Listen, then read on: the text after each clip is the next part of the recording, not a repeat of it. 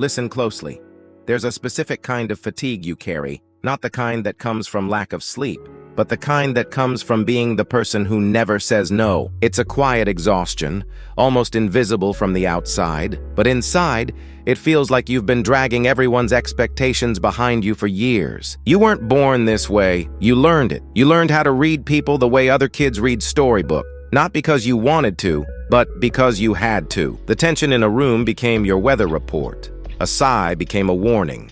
A slight shift in tone became the signal that you needed to adjust, soften, disappear just enough to keep the peace. You survived by becoming small enough not to be a burden and helpful enough to be impossible to abandon. But now, here's the paradox. The very behavior that once protected you is the same behavior that's quietly erasing you. You say yes, even when your chest tightens. You stretch yourself thin to avoid letting anyone down. You swallow your needs because someone else's comfort feels more important than your own survival. People call you kind, selfless, the reliable one, and yet you feel the truth. The panic when someone asks you for a favor, the guilt when you even think about saying no, the way your stomach drops at the thought of disappointing someone, and deep down you're starting to wonder, when did my desire to be loved become a habit of disappearing? This is what's often called people-pleaser syndrome, or in clinical terms, a fawning response, a submission-based survival pattern built around a single core belief. My worth is conditional. To stay safe, I must stay useful. And this belief doesn't come from nowhere. It's shaped by early emotional environments, by developmental wounds, by roles you never asked to play. Parentification is one of the first. It happens when you, as a child, became the emotional caretaker of the adults around you. You were the peacemaker, the stabilizer, the one who soothed the chaos no one else could manage. You learned, if I keep everyone else calm, maybe I'll be safe. If I give more, maybe I'll be loved. Your sense of worth became transactional, based on service, not self. Hypervigilance also plays a major role. Growing up in unpredictable emotional climates rewires the nervous system. You become a constant observer, scanning for shifts in tone, mood, expression. This isn't personality. This is the default mode network adapting to danger, training your mind to anticipate emotional threats before they happen. Instead of resting in yourself, your attention lives in the minds of others. Then there's the emotional neglect schema. When your feelings were dismissed or minimized, you learned to hide them. Your emotional world became too much. Your needs became inconvenient. So you overcompensated. You became the listener, the helper, the one who never asks for anything in return. And over time, you built an identity that orbits around everyone else, while leaving your own inner world uninhabited.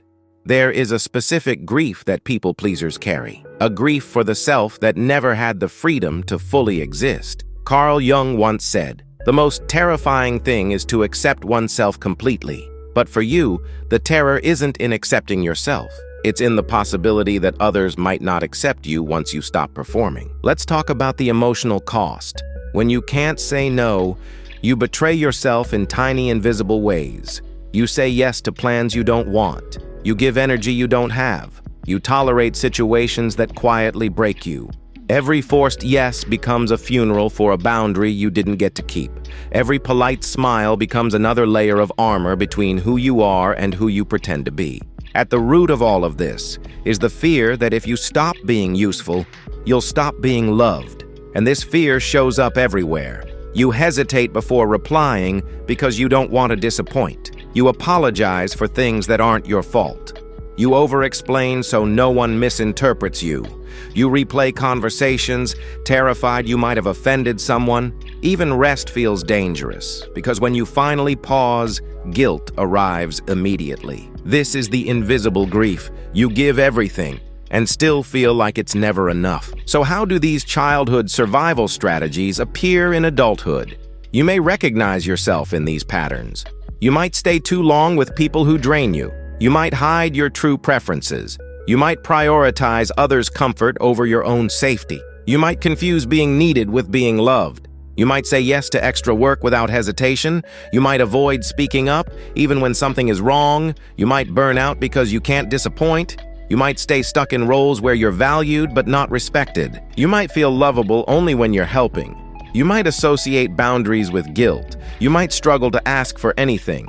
You might feel anxious when you're not actively proving your value.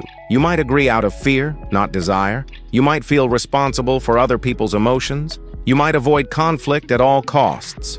You might apologize even when you're the one who was hurt. You might suppress anger. You might numb your needs. You might feel overwhelmed by simple decisions. You might struggle to identify your own feelings. You might not know what you genuinely want. You might shift yourself depending on the room. You might confuse kindness with compliance. You might feel like you're performing more than living. This is not a loss of identity. It's the absence of space to form one. Unlearning begins not with force, but with recognition. Noticing the pattern is the first step in breaking it. These behaviors were protective, not defective. Adaptive, not shameful. You heal by witnessing yourself, not punishing yourself. Now let's talk about healing. Not abstract healing, but real, grounded, nervous system-level transformation. The goal isn't to become less kind, it's to stop abandoning yourself in the process. Inner child reparenting becomes essential. Speak to the younger you, the child who believed they had to earn safety. Tell them they are no longer responsible for carrying the emotions of the world. Tell them they get to rest now. Shadow work helps too. Acknowledge the parts of you you've been taught to hide. Your preferences, your anger, your needs. These aren't flaws.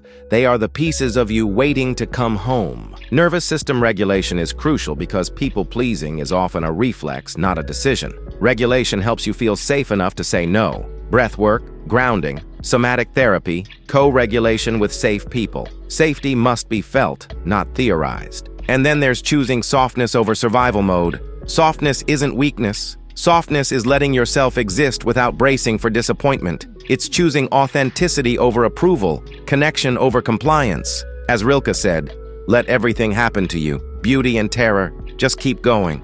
No feeling is final. You don't have to live inside the role you were forced to play as a child. You are allowed to be seen. You are allowed to take up space. You are allowed to say no. The goal isn't to be fixed. The goal is to become whole.